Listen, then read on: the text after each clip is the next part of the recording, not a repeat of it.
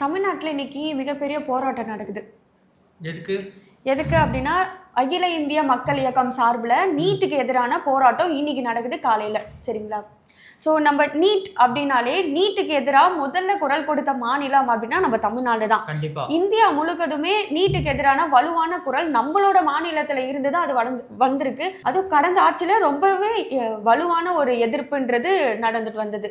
ஆனால் இந்த ஆட்சியில் அது நடக்குமா அப்படின்னு கேட்டா இது அதை நடத்தணுங்கிறது தான் எங்களோட ஆசையும் மக்களோட கோரிக்கையும். எங்கள் சேவை உங்களுக்கு பிடித்திருந்தால் லைக் ஷேர் பண்ணுங்க. எங்களுக்கு உதவணும்னு நினைச்சா பக்கத்தில் இருக்க QR கோட் மூலமா உதவி செய்யுங்க. நன்றி. அதாவது நீட்டுக்காக பல்வேறு போராட்டங்கள் நடந்திருக்கு.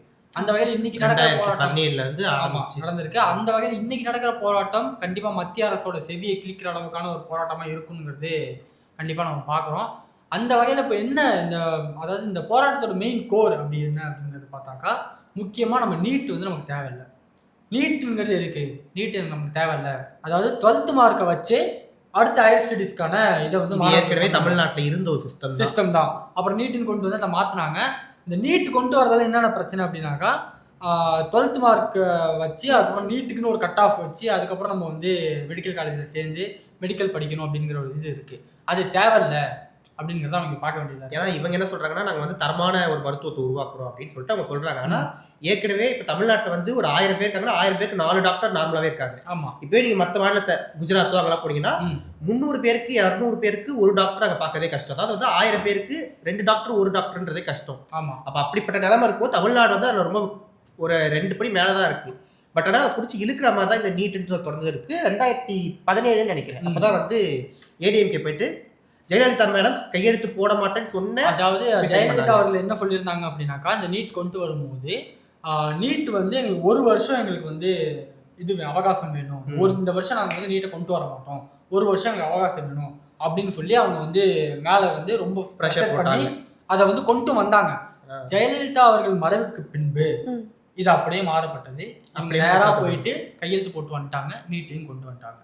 ஆசிரியர் வீரமணி அவர்கள் கூட வந்து இதெல்லாம் பண்ணாதீங்க அப்படின்னு சொல்லிட்டு நிறைய சொன்னாங்க. நிறைய பேர் சொன்னாங்க, கையெழுத்து போட்டாங்க. இந்த போராட்டத்தோட முக்கிய அம்சம் என்ன பார்த்தோம்னா, இந்த நீட்ல நடந்த ஊழல் இருக்கு பார்த்தியா, இதுக்கு எல்லாத்தையுமே பொறுப்பேற்று தர்மேந்திர பிரதான் வந்து பதவி விலகணும் அப்படின்றது இந்த போராட்டத்தோட முக்கிய ஒரு அம்சமாவே இருக்கு. கண்டிப்பா அந்த நீட் அதாவது இப்போ இந்த நீட் எக்ஸாமே பசங்களுக்கு ஒரு ப்ரெஷரா இருக்கு, ஒரு ஸ்கேம் அப்படிங்கிறது ஒன்று இருக்கு. அதுலயுமே நான் கஷ்டப்பட்டு படிச்சு ஒரு கட் ஆஃப் எடுக்கணும்னு நினைச்சு படிச்சு அதுல ஒரு ஊழல் நடக்குது அப்படிங்கும்போது அந்த மாணவர்களோட மனநிலை எப்படி இருக்குங்கிறத மட்டும் நினைச்சு பாருங்க. நம்ம எல்லாம் படிக்க மாட்டோம், ஆனா ஒரு 6 மாசம் உட்காந்து படிக்கப்பட்டு அவனுக்கு மறுபடியும் இல்ல அது நாங்க ஏதோ தப்பு பண்ணிட்டோம் அதனால இந்த எக்ஸாம் நாங்க தள்ளி வைக்கிறோம், கொஸ்டின் லீக் ஆயிடுச்சு நாங்க தள்ளி வைக்கிறோம் அப்படின்னா அது வந்து அவங்க கட்டின ஃபீஸ் வேஸ்ட். சரி, ஃபீஸ் வேஸ்ட், பணம் வேஸ்ட், அது அடுத்த விஷயம். பசங்களோட மனநிலை நீங்க யோசிச்சு பாருங்களேன். அவங்க மனநிலை யோசிச்சு பார்த்தா அவங்க இத்தனை நாள் படிச்சது என்ன ஆச்சு, அவங்க ப்ரிப்பேர் ஆனது என்னாச்சு, அப்போ அவங்க திருப்பி அதை வந்து நான் படிக்கணுங்கிற அந்த இது அவங்களுக்கு வருமா அப்படிங்கும்போது அதில் நிறைய ஊழல் நடந்துக்கிட்டு இருக்கு. அதையும் நம்ம பார்த்து இந்த தர்மேந்திர பிரசாத் அவர் வந்து ராஜினாமா பண்ணணுங்கிறதையும் நம்ம வந்து கேட்டுக்கிறோம். ரொம்ப ஸ்ட்ராங்காகவே அதை நம்ம கேட்டுக்கிறோம். அதுக்கப்புறமா புதிய கல்விக் கொள்கையை வந்து கைவிடணும் அப்படின்றதும் இந்த போராட்டத்தோட முக்கிய அம்சமாக தான் இருக்கு. புதிய கல்விக் கொள்கைக்கு முக்கியமான பிரச்சனை என்னன்னா, ஃபர்ஸ்ட் இது குலக்கல்வி. எக்ஸ்ட்ராவா நீங்க வந்து இந்த பிளம்பிங் கத்துக்கலாம். நம்ம வீட்டு பிள்ளைங்க அதாவது மேல இருக்க ஒரு ரிச் கிளாஸ் பர்சன் வந்து பிளம்பிங் கற்றுக்கிட்டா அது அவங்களுக்கு எக்ஸ்ட்ரா. ஆனால் கீழே இருக்கக்கூடிய ஒரு கூலி தொழிலாளி அவனுடைய மகன் போயிட்டு ஒரு பிளம்பிங் ஒர்க் மாதிரி கற்றுக்கும் போது அவன் 10வது சொல்லி அது வந்து எஸ்கேப் ஆக தான் ட்ரை பண்ணுவானே தவிர மறுபடியும் அவன் போய் படிக்கணும்னு போக முடியாது. இது போக வந்து இந்த பசங்க வந்து நீங்கள் ஃபெயில் ஆகிட்டீங்கன்னா மறுபடியும் ஒரு வாட்டி படிக்கலாம். 5th 3rd அதாவது 3rd 5th அதுக்கப்புறம் 8th 10th 11th 12th exam மட்டும் தான் எதுவுமே தவிர அவன் கட்சி வரைக்கும் இப்போ படிக்க முடியாது, ஹையர் ஸ்டடீஸ் பண்ண முடியாது, எதுவுமே பண்ண முடியாது. ஸோ அந்த மாதிரி அது ஃபுல்லாகவே வந்து இப்போ இடைநீற்றல் அதிகமாக்கிறதுக்கான வாய்ப்பு இருக்கு. ஆமாம். இப்போ எப்படின்னா இப்போ எங்கள் அப்பா வந்து பிளம்பராக இருந்தால் நானும் பிளம்பராக தான் இருக்கணும். அதான் இது அவங்க வொகேஷனல் கோர்ஸ் அப்படின்ற நேமில் தான் அதை ஃபுல்லாகவே கொண்டு வராங்க. வொகேஷனல் கோர்ஸ் அப்படின்ற அந்த நேமில் வரதுனால இவங்க வொகேஷனல் கோர்ஸ்னா நல்ல பேர் வச்சாலும் சரி, அது வந்து பெரியார் சொன்ன மாதிரி அது பேர் குலக்கல்வி தான். ஸோ அந்த ஒரு விஷயம் தான் குலக்கல்வியை திருப்பி கொண்டு வரதுக்கான வேலையை தான் அவங்க திருப்பி. ஸோ இது மாதிரி அதில் நிறைய லேயர்ஸ் இருக்குது, லேயர் பை லேயர் பிரச்சனை தான் இருக்குது. எக்ஸாம்பிள் பீகாரில் அதை அறிமுகப்படுத்தினாங்க 2020 2021.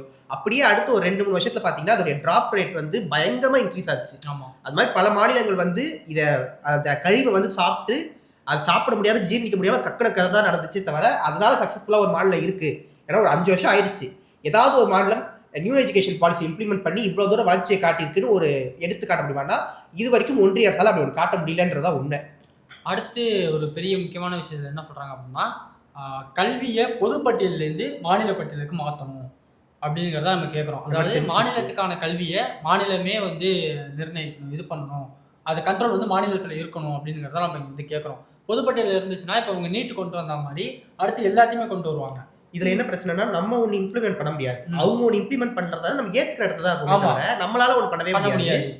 இது வந்து நம்ம இப்ப நேத்து இல்ல எமர்ஜென்சி பீரியட்ல இருந்து அப்புறம் இந்திரா காந்தி வந்து அதை வந்து பொதுப்பட்டியலுக்கு கொண்டு போனாங்க. அதுக்கப்புறம் அது வந்து நம்மளால மாற்றவே முடியல, மாநில பட்டியலுக்கு அதை நம்மளால மாற்றவே முடியல. விஜய் அவர்கள் வந்து ஃபர்ஸ்ட் வந்து இதெல்லாம் சொன்னாரு, பொதுப்பட்டியலுக்கு கொண்டு வரணும், மாநில பட்டியலுக்கு மாத்துங்க அப்படிலாம் சொன்னாரு. அதுக்கப்புறமா வந்து மாறிட்டு நீட்டெல்லாம் ஒரு படிப்பா, அது மட்டும் தான் படிப்பான்னு சொல்லிட்டு அவரும் பல்டி அடிச்சு மாத்திடுவாரு. விஜய் வந்தா வந்துட்டாருமா, இதுக்கு மேல பிரைம் மினிஸ்டர் தான் வரணும், பிரைம் மினிஸ்டர் தான் மாத்திடுவாரு. இதுவுமே பிரச்சனை நடந்துட்டு இருக்கு. இந்த புதிய கல்விக் கொள்கையில இன்னொரு விஷயத்த நம்ம பேச மறந்துட்டோம். முக்கியமா புதிய கல்விக் கொள்கையில மும்மொழி கொள்கையை பத்தி நம்ம பேசியே ஆகணும். மும்மொழி கொள்கைங்கிறது வந்து இங்க தேவையில்லாத ஒண்ணு. ஏற்கனவே இங்க வந்து இருமொழி கொள்கை இருக்கு. எங்களுக்கு தமிழ் இருக்கு, இங்கிலீஷ் இருக்கு. இங்கிலீஷ் வந்து யுனிவர்சல் லாங்குவேஜ், அது நமக்கு போதும். அது இருந்தாலே நம்ம ஓரளவுக்கு சர்வே பண்ணிடலாம். தமிழ் வந்து எங்களோட மொழி, அது எங்களுக்கு வேணும், தாய்மொழி, அது எங்களுக்கு வேணும். அதை தாண்டி ஹிந்திங்கிறது வந்து படிக்கிறது நான் தப்பு சொல்லவே இல்லை. ஹிந்தி திணிப்பதான் ஹிந்தி படிக்கிறதையோ ஹிந்தி மொழியையோ நான் தப்பு சொல்லவே இல்லை. நாங்க என்ன சொல்றோம் அப்படின்னாக்கா ஹிந்தி திணிப்பு, நீ இதை படிச்சே ஆகணும், இதை நீ வந்து கத்துக்கிட்டே ஆகணும். மூணாவது லாங்குவேஜ் ஹிந்தி மட்டும் தான் எடுக்கணும் அப்படின்றது ஆப்ஷனலா தான் சொல்றாங்க. ஏதாவது ஒரு மொழி படிச்சுக்கலாம் அப்படின்னு சொல்றாங்க. அப்ப நம்ம அது ஏதாவது மொழி, இப்ப நீங்க உங்களுக்கு வேணும்னா நீங்க சான்ஸ்கிரிட் படிக்கலாம், இல்லைன்னா மலையாளம் படிக்கலாம், இல்லைன்னா நீங்க உருது படிக்கலாம். ஆனா டீச்சர்ஸ் தான் கொடுக்க மாட்டோம், ஹிந்தி டீச்சர்ஸ் மட்டும் தான் கொடுப்போம். ஏன் அப்படி? ரெக்வயர்மெண்ட் வந்து நாங்க வந்து ஹிந்தி டீச்சர்ஸ் கொடுத்துட்டு நீங்க எனி லாங்குவேஜ் படிச்சுக்கலாம், ஆனா டீச்சர்ஸ் இருக்க மாட்டாங்க. இப்ப மலை கிராமத்துல ஒரு பொண்ணு இருக்கு, நான் வந்து திடீர்னு நான் வந்து உருது படிக்கணும்னு சொல்றாங்க. ஐயோ என்கிட்ட உருது டீச்சர் இல்ல, வேணா அந்த சைட்ல இருந்து ஒரு ஹிந்தி டீச்சர் வருவாங்க, ஒரு 10 பேருக்கு வருவாங்க. இப்ப நம்ம நார்மலா தெரியும் கிளாஸ்ல ஒரு 20 பேர் இருக்காங்கன்னா ஹிந்தி தான் இப்போதைக்கு தேவைப்படுது, சென்ட்ரல் மேம் தெரிஞ்சுட்டு இருக்கேன், அதனால எல்லாத்தையும் ஹிந்தி படிச்சிடலாம்னு சொல்லிட்டு முடிவெடுப்பாங்களே.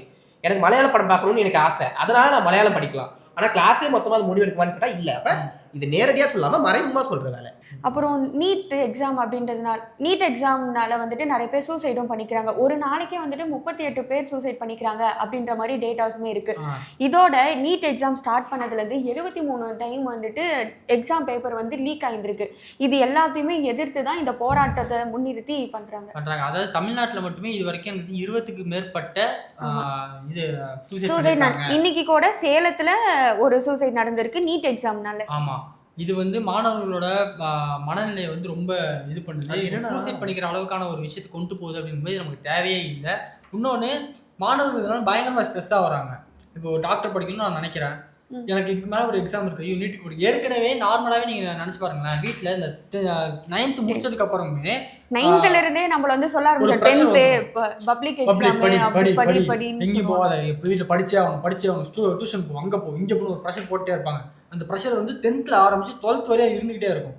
அதுவும் இல்லாமல் இந்த மெடிக்கல் படிக்க போற பசங்களுக்கு நீட்டுங்கிற ஒரு பிரச்சனை 10th இருந்தே ஆரம்பிச்சிரும். ஏன்னா 10th நல்ல மார்க் எடுத்தாதான் இந்த குரூப் கிடைக்கும், இந்த குரூப் எடுத்தாதான் நம்ம டாக்டர் ஆக முடியும் அப்படின்னு சொல்லிட்டு இதுல இருந்தே 10th இருந்தே அது இருக்கும். அப்புறம் இங்க இருந்து நீட் கோச்சிங் போ, அதுக்கு போ, இதுக்கு போ, அந்த கோச்சிங் இந்த கோச்சிங் போ, இதெல்லாம் விட அந்த ஹாலுக்கு போற குடும்பம் இருக்குல்ல. ஆமா ஆமா, அது ரொம்ப கேட்டு. ஆனா யாரும் போட கேட்டு சொல்ல மாட்டாங்க. அதெல்லாம் கழட்டினதுக்கு ஒரு அதிகாரி வந்து அங்க சஸ்பெண்டே செய்யப்பட்டாங்க. அந்த மாதிரிலாம் நடந்துச்சு. தாலியை கழட்டுறது இது எடு அப்படின்னு சொல்லிட்டு அந்த மொத்த ப்ரெஷரையும் எக்ஸாம் ஹாலுக்குள்ள போற கடைசி செகண்ட் இவ்வளவு இது பண்ணி அதுல ஒரு ஊழல் நடக்குது, அதுல ஃபெயில் ஆகுறாங்க அப்படின்னா சூசைட் பண்ணிக்கிட்டு மாணவர்கள் சூசைடை நம்ம நியாயப்படுத்த விரும்பல. ஆனா அதை சூசைட் படுறதுக்கு காரணம் இருக்குல்ல, அதுக்கு மெயின் ஒரு அரசு பொறுப்பு எடுத்துக்க வேண்டிய அவசியம் இருக்கு. அதையுமே நம்ம கேட்கிறோம். அதுவும் இல்லாம இப்ப நீட்டுக்காக அதாவது இந்த போராட்டத்துல கைது செய்யப்பட்டவங்களையும் விடுவிக்கணும் அப்படிங்கிறதையும் இந்த போராட்டம் மூலியமா மெயினா கேட்டுக்கிறேன். ரீசெண்டா அரெஸ்ட் நடந்துச்சு. போராடினவங்களுக்கு எதிராக மாணவர்கள் வந்து அரெஸ்ட் பண்ணக்கூடிய போலீஸும் இப்போ நடந்திருக்கு. போராட்டம் பண்றதுன்னா தப்புனா, போராட்டம் பண்ற சூழ்நிலை ஏற்படுத்தும் தப்பு தான். இப்போ அந்த மாணவர்களுக்கான பிரச்சனையை தீர்த்து வச்சு அவங்களுக்கான இது பண்ணணும். அதை வந்து இந்த அரசு, இப்போ போன அரசு வந்து போராட்டங்கள் பண்ண மாதிரியோ மசோதா நிறைவேற்றின மாதிரியோ இந்த அரசும் அதே மாதிரி பண்ணுமானுங்கிறத நம்ம வந்து பார்க்க வேண்டியதா இருக்கு. அதை பண்ணணும்னு நாங்கள் கேட்டுக்கிறோம். 2 வாட்டி மசோதாவை நிறைவேற்றி, சட்டமன்றத்தை தீர்மானம் நிறைவேற்றி, 2 வாட்டி ஆளுநருக்கு அனுப்பி, அதுக்கப்புறமா வந்து அது பிரசிடென்ட் வரைக்கும் போய் சட்ட ரீதியான போராட்டம் நடத்தி எல்லாத்தையுமே பண்ணியாச்சு.